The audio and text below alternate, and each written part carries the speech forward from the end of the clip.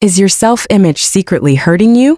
In the Total Money Makeover, a proven plan for financial peace, financial expert Dave Ramsey delivers a no-nonsense, step-by-step system to take control of your money, pay off debt, and finally build lasting financial security. Forget complicated investing or get-rich-quick schemes. Ramsey's plan is built around straightforward, practical moves that ordinary people can do, even on a tight budget. From emergency funds to debt snowballing, cash flow planning to wealth building, this updated edition brings fresh stories, new tools, and a renewed emphasis on mindset, and shows how anyone can transform their financial future. In this video from Detailed Book Summaries, we break down Ramsey's core steps so you can understand the full roadmap, why you should start with a $1,000 emergency fund, how to crush your debt with the snowball method, and ways to secure financial peace that lasts. If you're ready to break free from debt, build wealth, and regain financial control, hit like, subscribe, and turn on notifications so you never miss another money-transforming summary from Detailed Book Summaries. Chapter 1. The Total Money Makeover Challenge. Denial. Most people have no idea how deep in financial quicksand they really are. They're walking around with a smile, dressed in decent clothes, holding a latte in one hand and an iPhone in the other, all while silently panicking about the next rent check. But they keep going, acting like everything's fine. They go out to dinner, post filtered vacation photos, lease cars they can't afford, buy houses with no down payment, and live in neighborhoods that impress strangers. But the truth is they're broke. And worse, they're in denial about it. Dave Ramsey doesn't pull punches here. He opens this entire makeover with a financial slap across the face. Denial isn't just a river in Egypt. It's the place where most people set up permanent residence. It's the reason people keep digging themselves deeper into debt, while convincing themselves they're building a better life. This chapter is about ripping off the blindfold and facing the raw truth. You can't change what you refuse to confront. You can't fix broke thinking with more money. You can't solve a spending problem by making more income. Because the real issue? It's not about how much money you make. It's about how you behave with money. If you're in a financial mess, odds are it's because of you. And that's not an insult, it's a revelation. Because if you are the problem, then you can also be the solution. Denial sounds like this: we're doing okay, we're making all our payments. Or, I just need a little more income and everything will be fine. Or the classic: this is just how life works. Everyone has debt. But here's the brutal reality. Normal is broke. Normal is credit cards with balances. Normal is car payments. Normal is living paycheck to paycheck even with a decent income. And Dave makes it very clear, if you want a different life, you have to stop being normal. He tells the story so many of us recognize. A couple making good money, driving 2 leased cars, living in a house they can't really afford, buried in student loans and credit card debt, thinking they're okay because they can still order takeout and make the minimum payments. But underneath they're scared, exhausted, trapped. And the saddest part? They think this is just how adulthood feels. But it doesn't have to be. The Total Money Makeover starts by dragging these myths into the daylight. And one of the biggest myths? That debt is a tool. That myth is the foundation of the financial mess. From student loans to car leases to credit cards, our culture teaches us to leverage our future for our present. And then we wonder why our present feels so heavy. We've bought the lie that you need a good credit score to succeed. But a credit score is just an I love debt score. It tracks how deep you're swimming in the system. Dave says forget the credit score. Forget the myths. Forget the cultural noise. It's not helping you win. It's keeping you average. And average is broke, stressed, and stuck. Then there's the myth that everyone will always have a mortgage. That you'll always have payments. That there's no way out. Wrong. That's just financial Stockholm syndrome. You've been in captivity so long you've started defending the chains. The truth is this: you don't have to live this way. You don't have to live under the weight of monthly payments. You don't have to finance your future just to impress people who don't care. But before you can step into freedom, you have to face your reflection. You have to say out loud, I'm in a mess. And it's on me. That's where change begins. And don't think you're too smart for this. Intelligence doesn't prevent denial. In fact, sometimes smart people are the worst at it. They rationalize everything. They justify bad decisions with complex logic. They call it strategic leverage instead of what it really is: debt.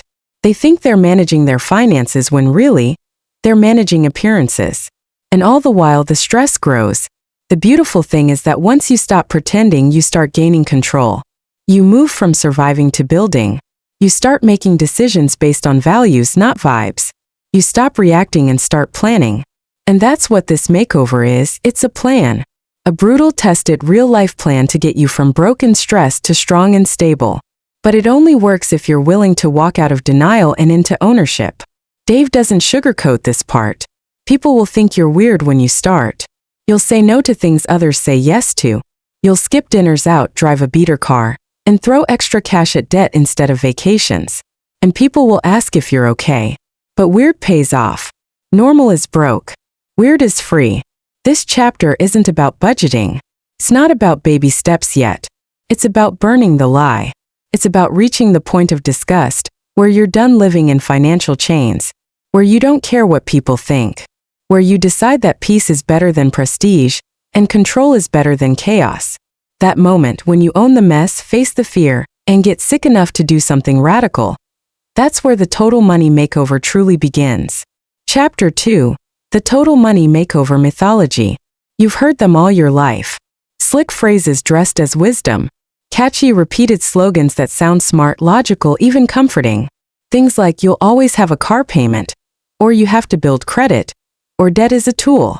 These aren't just beliefs. These are myths. And in this chapter, Dave Ramsey goes straight at them with a sledgehammer. Because as long as you believe these myths, you will stay stuck, broke, anxious, and living under the illusion of progress. The Total Money Makeover isn't about tweaking things around the edges. It's a bulldozer. It tears down everything you thought you knew about money so you can rebuild on solid truth.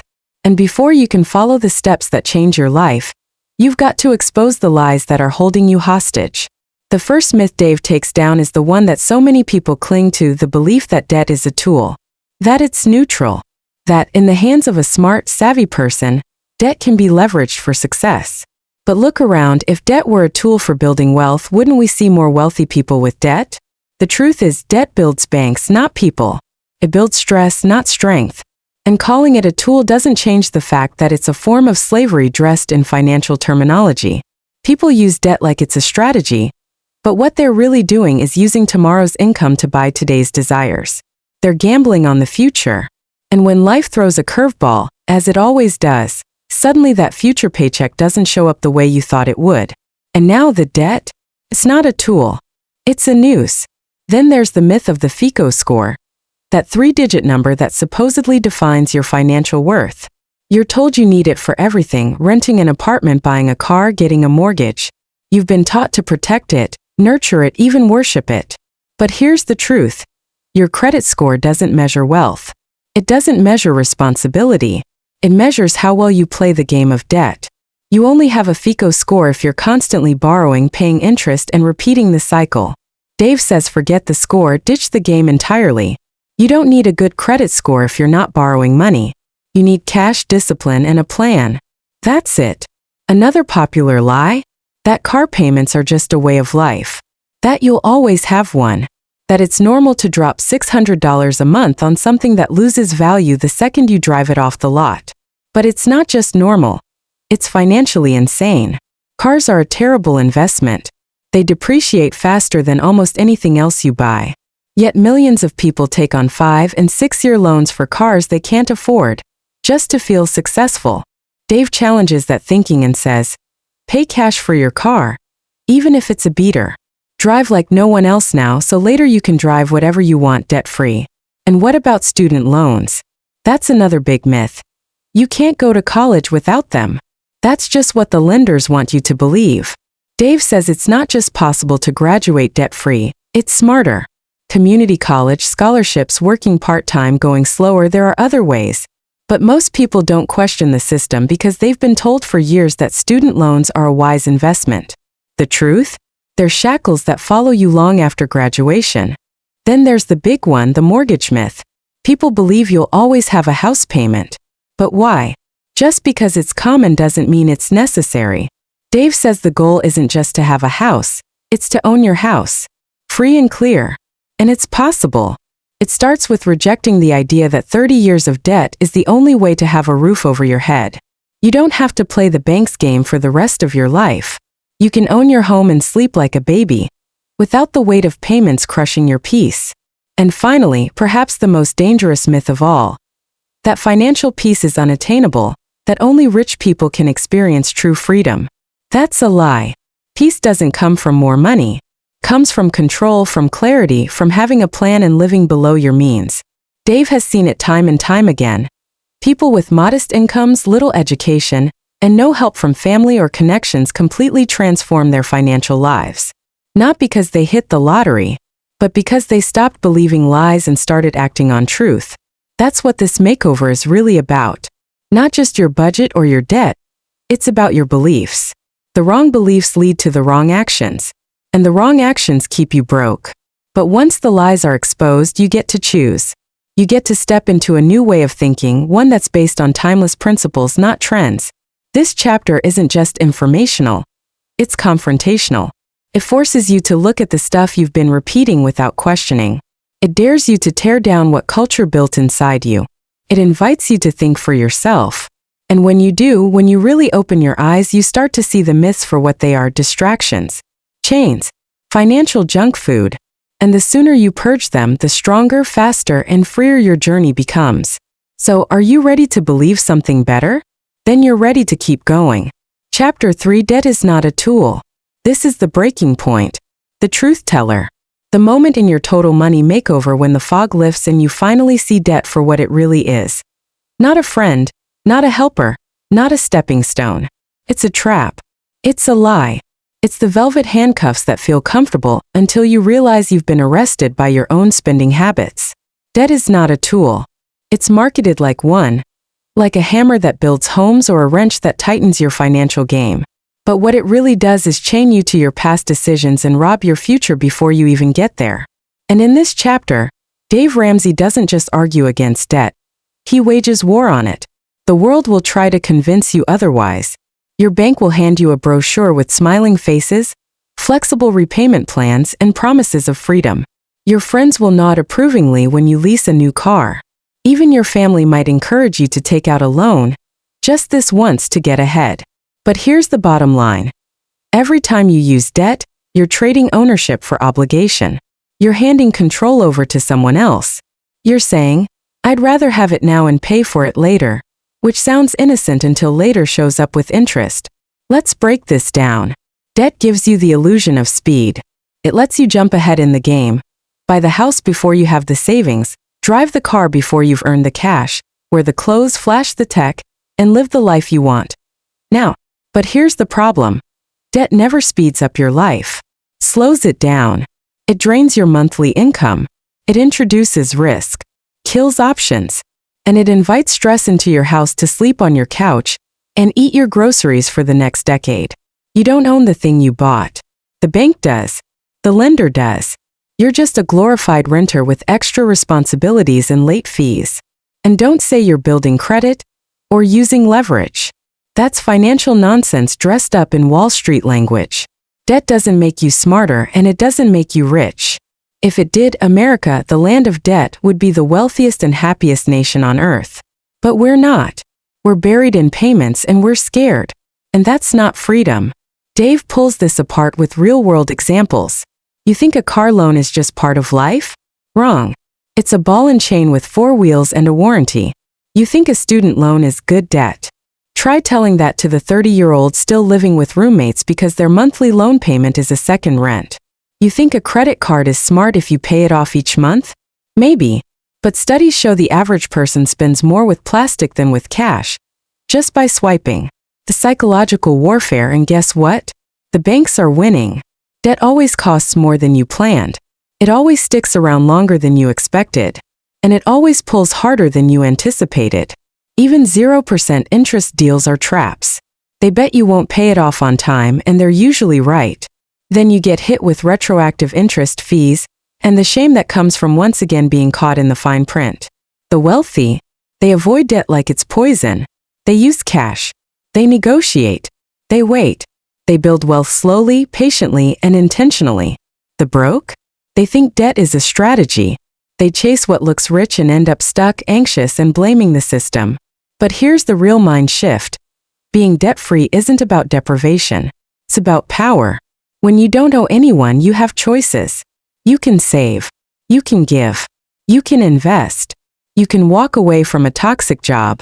You can sleep at night. That's the real wealth. And you don't get there by swiping a credit card or leasing a lifestyle you can't afford. Debt is not a tool. It's a lie that culture sold you.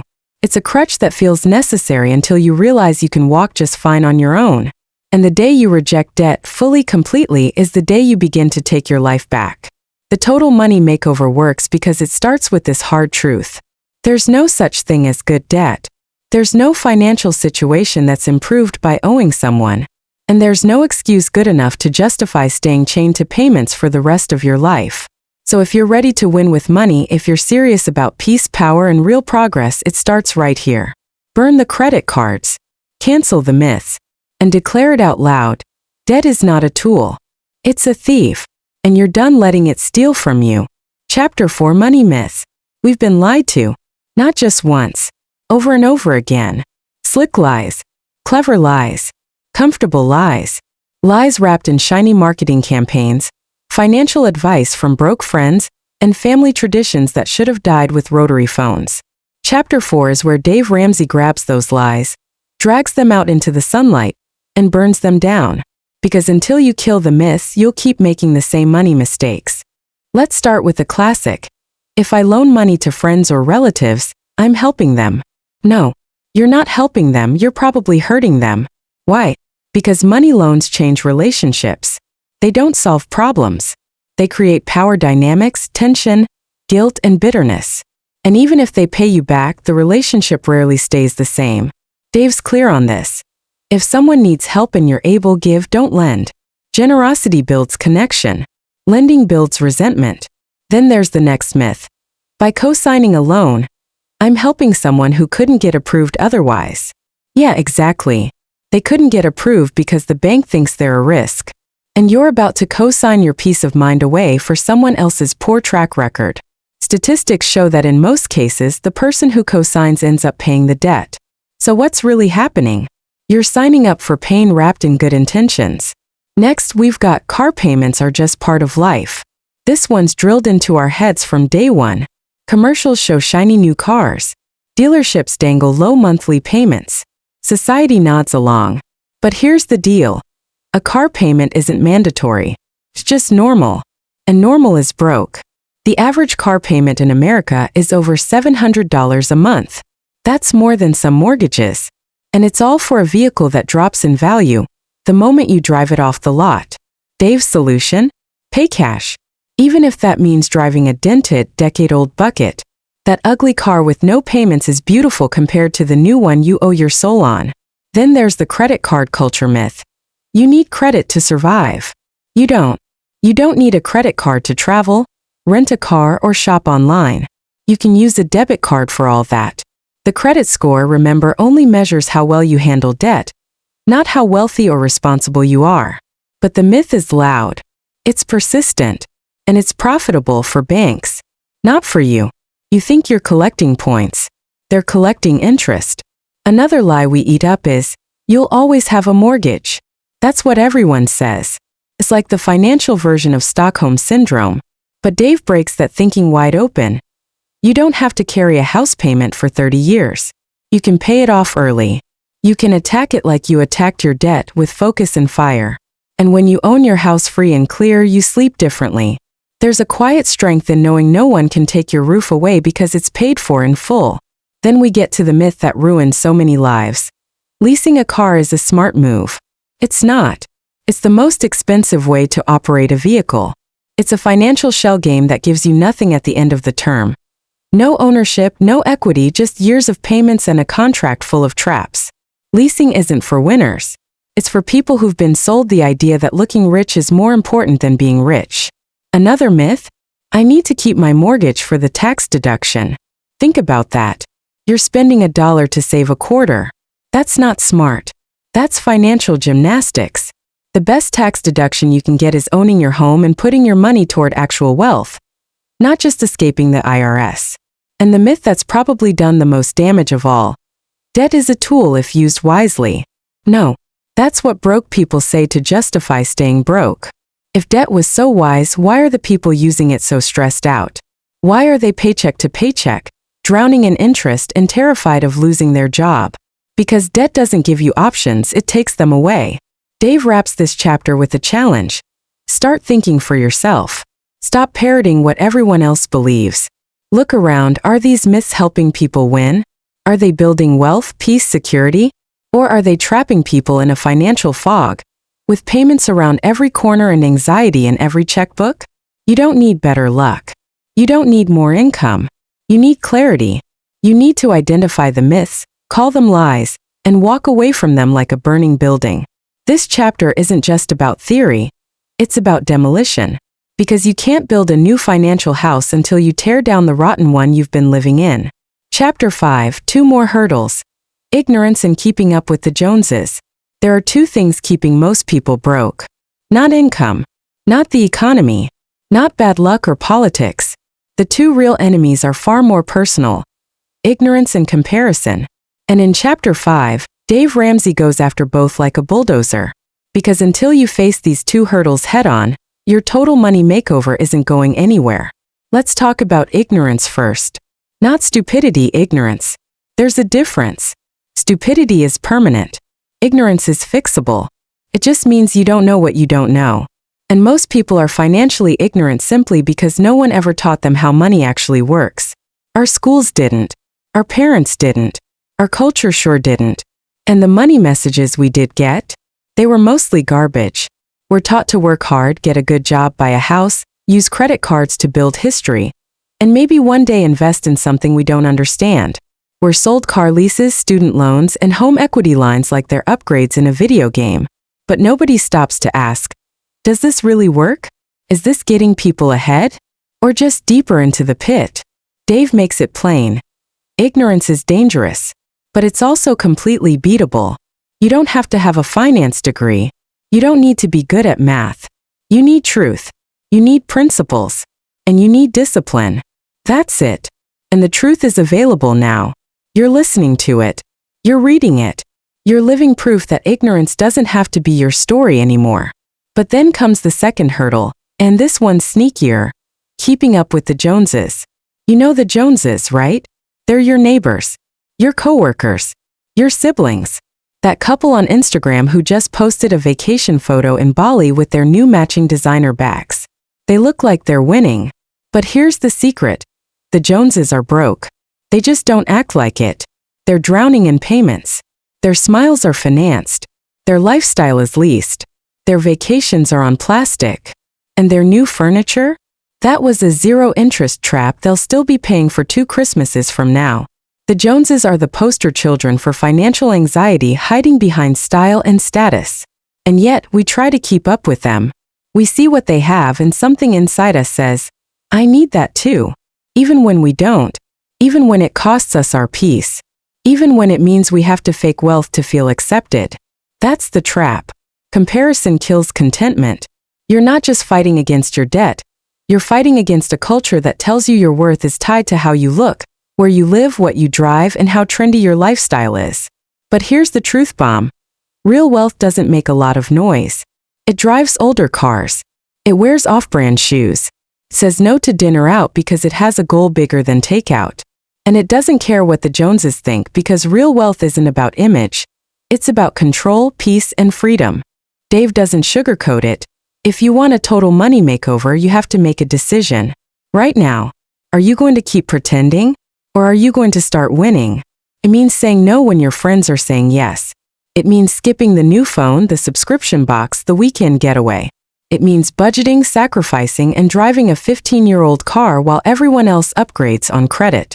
But if you do it, if you lean into that discipline, something incredible happens. Your bank account starts to grow, your anxiety starts to shrink, and the noise of comparison starts to fade. You stop chasing fake success and start building real security. You stop living paycheck to paycheck and start making your money behave. You stop trying to look rich and start becoming rich. Because financial peace doesn't come from image. Comes from purpose. From refusing to stay ignorant. From walking away from the fake lives the world sells you. From focusing on your lane, your plan, and your family's future. You're not here to impress the Joneses. You're here to beat them, quietly, confidently, and completely debt-free. Chapter 6, Save $1,000 Fast. Walk before you run. It's time to start. Not tomorrow. Not when your paycheck hits. Not when your situation magically improves. Now. Right now. And the first step in your total money makeover isn't complicated. It's not some complex investment move or a slick tax hack. It's this. Save $1,000. Fast. Why? Because life happens. Your tire blows. The water heater leaks. Your kid sticks a peanut butter sandwich in the DVD player again. And if you're not ready for life's little emergencies, you'll reach for the credit card. You'll run right back into the arms of debt. And you'll undo everything you're trying to build. So this $1,000, it's not just money. It's your shield. It's your buffer between you and the next financial punch in the face. Step 1, and you need to knock it out fast. Don't overthink it. Don't overcomplicate it. Don't wait until it feels convenient. It never will. You're not saving this money for a vacation. You're not investing it. You're parking it in a simple savings account, separate from your checking, where it's safe but not too easy to touch. This isn't your rainy day fund. This is your stuff just hit the fan fund. Now maybe you're thinking, but I can't even save $100, let alone $1,000. That's your fear talking. Because if something had to be paid tomorrow, a fine, a bill, a plane ticket to bail your kid out, you'd find the money. You'd sell something. You'd work a side hustle. You'd cut every subscription. You'd figure it out. And that's exactly the energy you need to bring to this step. Sell stuff. Cut cable. Cancel the gym. Work overtime. Deliver pizzas. Clean houses. Walk dogs. Sell that third TV or the old gaming console or the junk in your garage. Do whatever it takes legally and ethically to get that $1,000 in your hands. And when it's there, when it's sitting in a safe place untouched and fully yours, you'll feel it. That shift. That power. That tiny little taste of control. For maybe the first time in your life, you're ready. Ready for the unexpected. Ready to say no to debt. Ready to stop being blindsided by life's curveballs. This is walking before you run. And it matters. Because if you skip this part, if you try to jump straight into paying off debt without a buffer, you'll fall. Something will break. Something will come up. And when it does, you'll panic and swipe that card. You'll stall your momentum. And worse, you'll start believing that winning with money just isn't for you. But if you've got that $1,000, the game changes. Suddenly, you're not fragile. You're not desperate. You're covered. Dave makes this step so simple, so clear, so doable. And that's the point. You need a win. Quick one. A confidence boost. And $1,000 is it. It's your first win in this makeover. Your first declaration of, I'm not broke anymore. I'm not powerless. I'm not living in chaos. And once that money's in place, once you feel that safety net under your feet, you're ready. You're standing on solid ground. Now you can attack your debt with a vengeance. But don't skip this. Don't pretend you're the exception. Everyone needs this starter emergency fund. Because everyone faces life. Everyone gets hit with unexpected expenses. The question is, will you be ready next time? Or will you still be reaching for the credit card? Save it. Fast. No excuses. This is your foundation. This is your start. This is your signal to the world, and to yourself, that your total money makeover is officially underway. Chapter 7, The Debt Snowball. Lose weight fast, really. Let's talk about momentum. Not theory. Not spreadsheets. Not what makes sense on paper. Let's talk about what actually works in the real world, for real people who are sick and tired of being broke. That's what the debt snowball is all about. And it's the real heart of your total money makeover. This is where you start shredding debt like a machine. Now, forget everything you've heard about paying off high-interest loans first. That's called the mathematical approach. And sure, it might save a few dollars over time. But here's what Dave knows. Personal finance is 80% behavior and only 20% head knowledge. That means you don't need perfect math. You need results you can feel. You need emotional wins. You need momentum. That's where the snowball comes in. Here's how it works. Step 1, list your debts, from the smallest balance to the largest. Forget the interest rates. This is about balance size only. If you owe $200 on a store credit card, $500 to your cousin, $2,000 on a car loan, and $15,000 on a student loan, then you start with that $200. Step 2.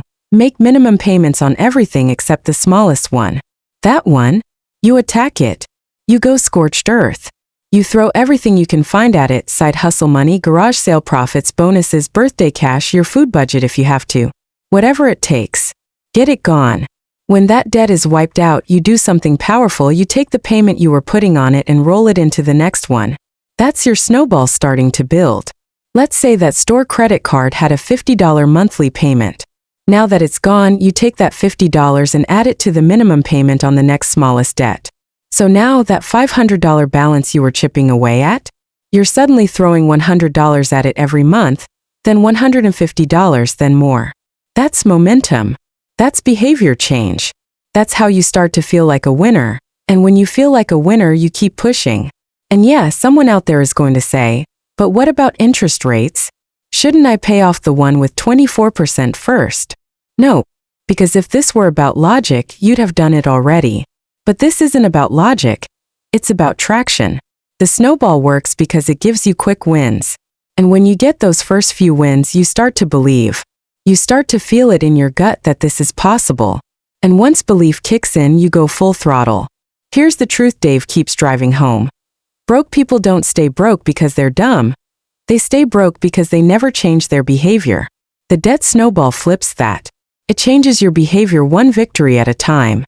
And there's something spiritual, even emotional, about the day you knock out that first debt. That tiny little store card you've carried for years? Gone. You feel lighter. You breathe deeper. You stand taller. And that's the point. Debt isn't just numbers on paper. It's weight on your shoulders.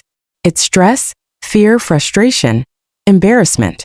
And with every debt you knock out, that weight disappears. By the time you get to the bigger ones, your car loan, your student debt, you're not the same person you were when you started. You've built confidence, discipline, fire. You're running on freedom now. One by one, your debts vanish. You look at your budget and see money staying instead of disappearing. And then one day you make that last payment and you're free. Not kind of free. Not halfway free. All the way. No payments, no interest, no stress. Just your income finally working for you. That's what the debt snowball delivers. And that's why it works. Not because it's the smartest math, but because it's the strongest motivator. Changes your mindset. It resets your life. And it gives you proof that you can win because you're doing it one debt at a time. So don't overthink it. Just do it. List your debts.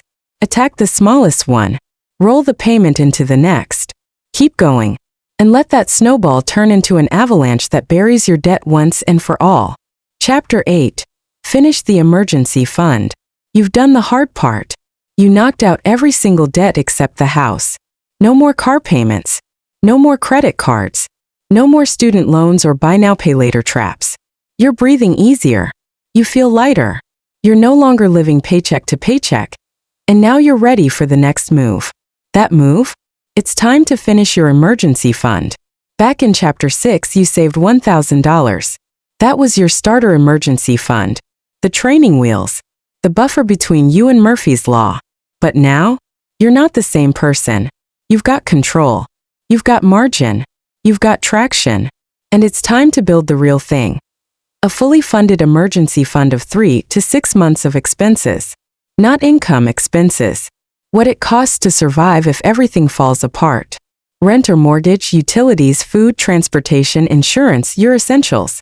If you're married with kids and your monthly survival cost is $3,000, you're looking at saving between $9,000 and $18,000. Now maybe that number makes you panic. Maybe you're thinking, how the heck am I supposed to save that much money? But hold up, breathe. You just wiped out all your consumer debt. That car payment is gone. The credit card minimums, history. Your money is no longer being sucked away by payments. That means you've got power now. And this is what you do with it. This emergency fund isn't optional. It's not nice to have. It's your wall. Your defense system. Because here's the thing, bad things will still happen. People get sick. Layoffs happen. Appliances break. And when those moments hit, you need to be ready. You don't want to lose momentum. You don't want to slide back into debt just because life happened. That's the beauty of the full emergency fund. It turns crisis into inconvenience. Instead of freaking out, you breathe, pull from your fund, and keep moving. You stay in control. Because money in the bank equals peace of mind. Real adult-level peace. The kind that lets you sleep at night. So how do you get there? You budget. You treat this emergency fund like a bill you owe to your future self. You set a goal. You make a plan. You keep living like you're still broke. You don't loosen up just because the debt is gone. You ride that intensity straight through until this fund is complete. Sell some more stuff. Pick up a side hustle. Tighten your grocery bill. Cut back on the extras. Delay gratification just a little longer. Because once this fund is in place, once it's fully stocked, you'll feel something you haven't felt in a long time: security. You're no longer living on the edge. You're not one emergency away from panic. You're covered. You're protected. You're a grown adult with money in the bank, and that changes how you walk, how you think, how you carry yourself. And don't touch this fund unless it's a real emergency. Your phone upgrade is not an emergency. A sale at your favorite store is not an emergency. A spontaneous weekend getaway? Definitely not. The emergency fund is for job loss, major medical expenses, urgent car repairs, or the unexpected. And when you use it, if you ever need to, you refill it right away. Because this fund is sacred. It's the foundation that keeps your total money makeover from crumbling. You see, it's not just about having money in the bank. It's about the confidence that money gives you. It's about building a life where you can face the future without fear. And when you've got 3 to 6 months of expenses sitting in your account, untouched and ready, you've just stepped into a whole new financial level. You're no longer surviving, you're building. You're no longer reacting, you're leading.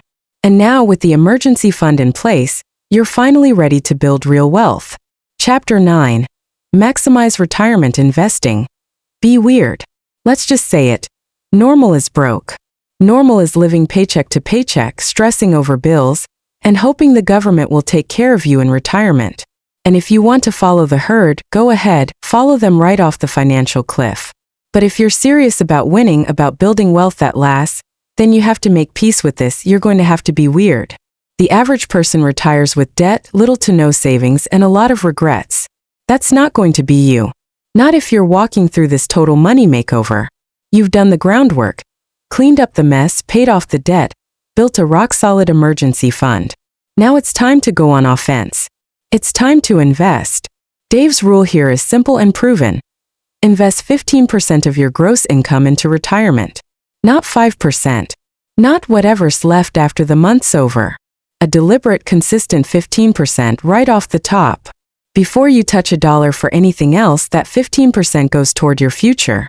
Why 15%? Because it works. It's the sweet spot. It's enough to grow into real wealth over time, but it still leaves room to fund college for the kids or pay off your home early. This is not about trying to get rich quick. This is about getting rich for sure. So where does the money go? Start with your company's 401k. Especially if they offer a match. That's free money. Take it. Always contribute at least enough to get the full employer match. If they match 5%, you put in 5%. But don't stop there. Next, move to a Roth IRA if you qualify. That's where your money grows tax-free. You pay the tax now, but when it's time to withdraw it in retirement, Uncle Sam doesn't touch it. You get to keep every dime of growth. If you're married and both of you are working, you each open a Roth IRA. Max those suckers out if you can. Once the Roths are full, go back and finish loading up the rest of your 401k or other retirement plan options. But here's the deal. You don't just throw money into anything. You need to invest wisely. That means good growth stock mutual funds with a solid long-term track record.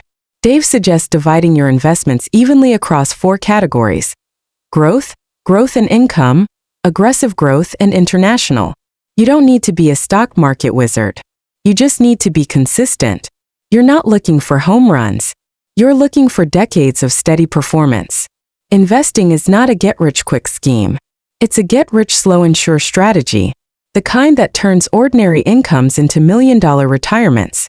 But none of it works if you don't start now. Time is your greatest ally. If you're 30 years old and you invest $500 a month for 35 years, You could retire with over $5 million, yes, million with average returns. If you wait until you're 40, you'll need to invest more than double to get close. And if you're listening right now thinking, but I'm already 50, I've wasted too much time. Stop that. The best time to plant a tree was 20 years ago. The second best time is right now. Start. Get serious. Go all in. Even if you've lost years, you haven't lost your future. Being weird means living like no one else so later you can live like no one else. It means sacrificing a little now so you can be secure, generous, and free later. It means telling your broke coworkers that no, you don't need to lease a new car every 3 years. It means saying no to things that don't serve your goals and yes, to a future where money is a tool, not a trap. This step right here, step 4, is your crossover point. It's where you stop cleaning up your past and start building your future. And when you max out retirement investments with focused intensity and the patience of a long-term player, weird starts to look really, really smart. Chapter 10, College Funding. Make sure the kids are fit for school. Let's get one thing straight. You are not obligated to ruin your financial future for your child's college degree. That's right. It may sound harsh, but too many parents are sacrificing their own retirement, security, and sanity just to send their kids to schools they can't afford, to study majors they'll never use, and graduate with degrees that come wrapped in decades of debt. That's not a blessing. That's financial dysfunction dressed up as love. If you've worked your total money makeover to this point, you've already done what most people never will. You've paid off debt, you've saved an emergency fund, and you've started building real wealth. You're investing 15% into retirement like a boss. And now it's time to turn your eyes to your children, to prepare them, equip them, and yes, help them with college, the smart way. But let's be clear. You can't help them if you haven't helped yourself first. If your retirement account is starving, your house isn't paid off, and your emergency fund is barely alive, then you're not in a position to fund anyone's college. Your kids can get scholarships, jobs, or go to community college, but you can't get a scholarship to retire. You've got to put your own oxygen mask on first. Now, once you've got your foundation set, then yes, college funding becomes the next step. But not just any funding. Not student loans. Not Parent Plus loans. Not co-signing anything that could come back to haunt you. You don't sign up for slavery just so your kid can live in a dorm with granite countertops. Instead, you use smart tools like the ESA Education Savings Account or a 529 plan.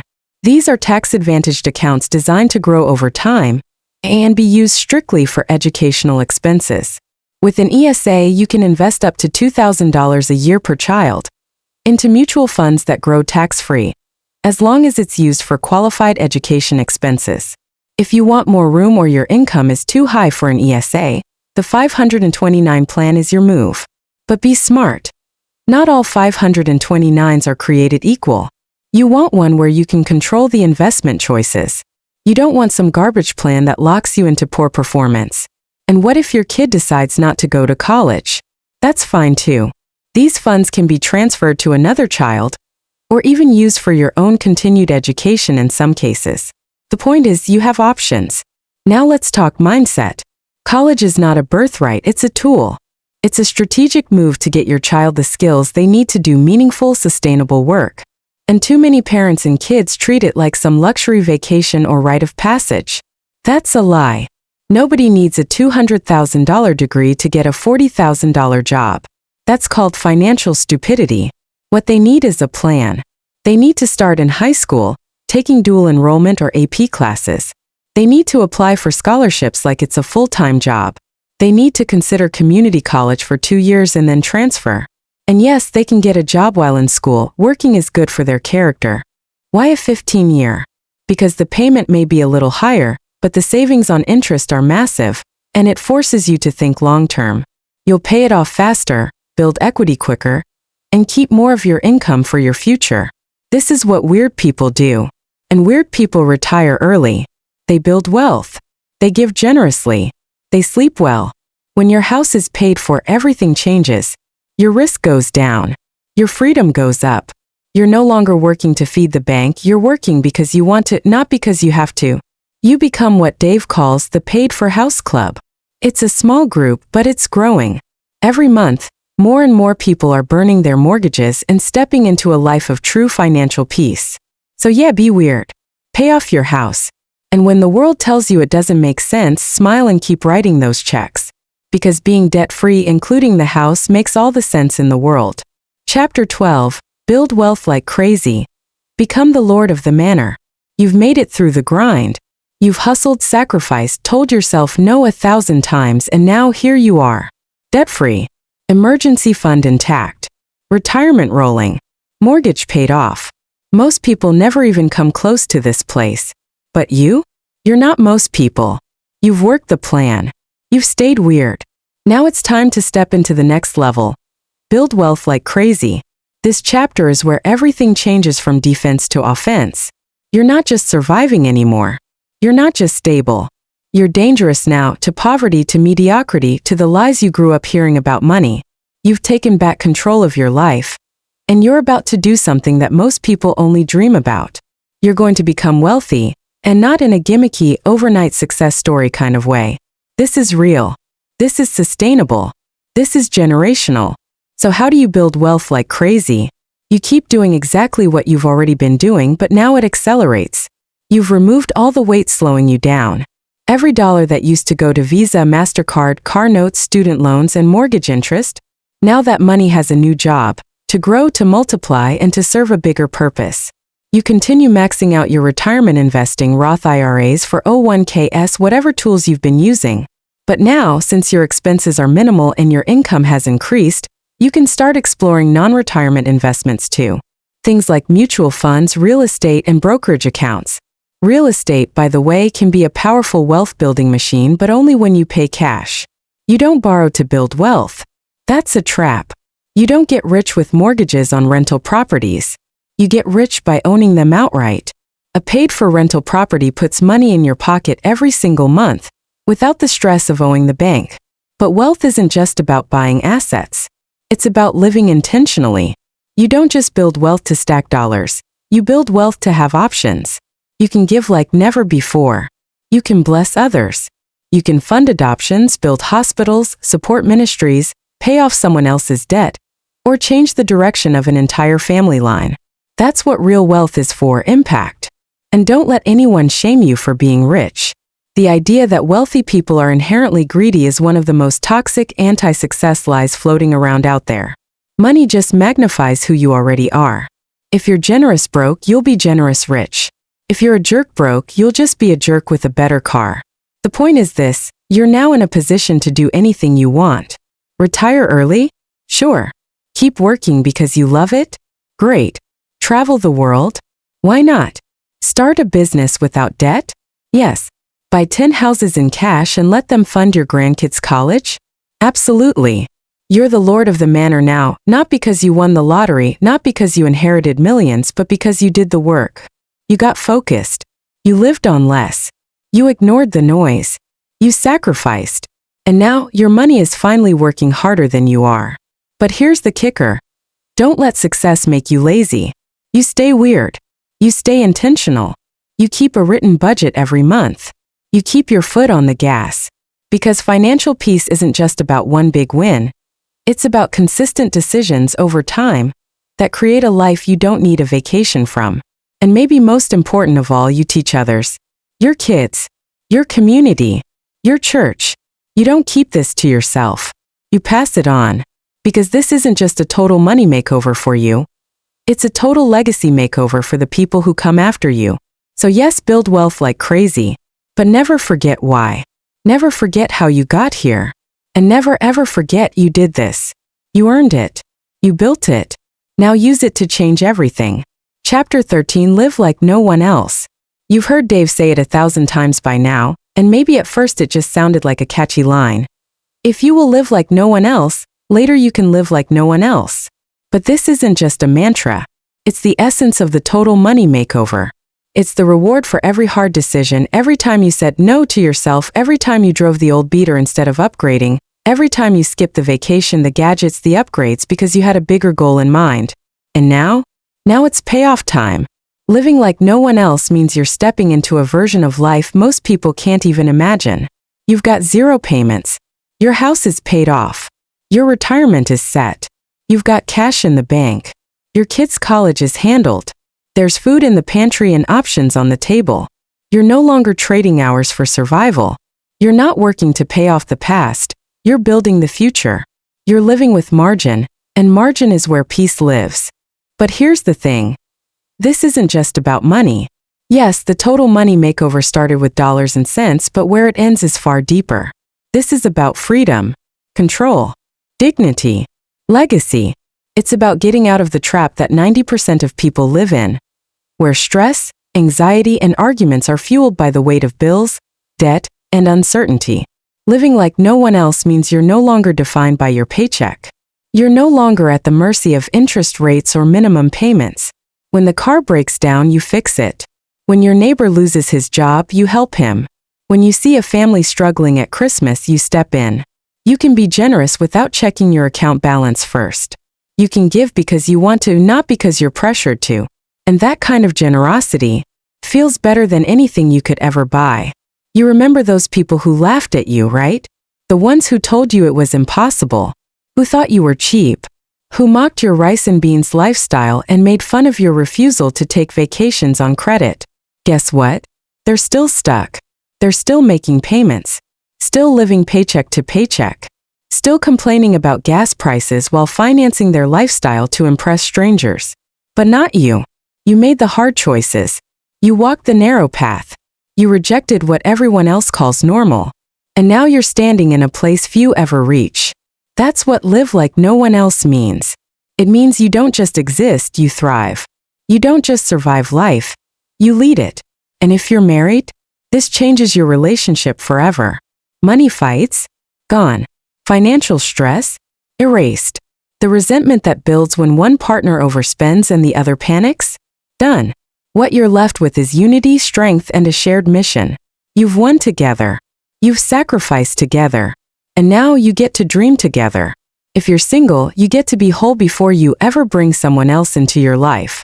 You're no longer looking for someone to rescue you. You're walking in strength and peace. You're prepared. You're whole. And you bring that to the table. And for your kids? Oh man, this changes everything. They don't grow up watching their parents fight over money. They don't get buried in student loans. They get taught how to budget, how to save, how to give. They grow up knowing that debt isn't a tool. It's a trap. You're not just giving them money, you're giving them wisdom. And that lasts longer than any trust fund ever could. So here you are. You've done what few are willing to do. And now you get to live how few ever will. You've broken the cycle. You've changed your family tree. And maybe, just maybe, you've inspired someone else to do the same. Because here's the thing. This journey isn't just about your bank account. It's about your life, your purpose, your legacy. So live, fully, boldly, generously, weirdly. You earned it.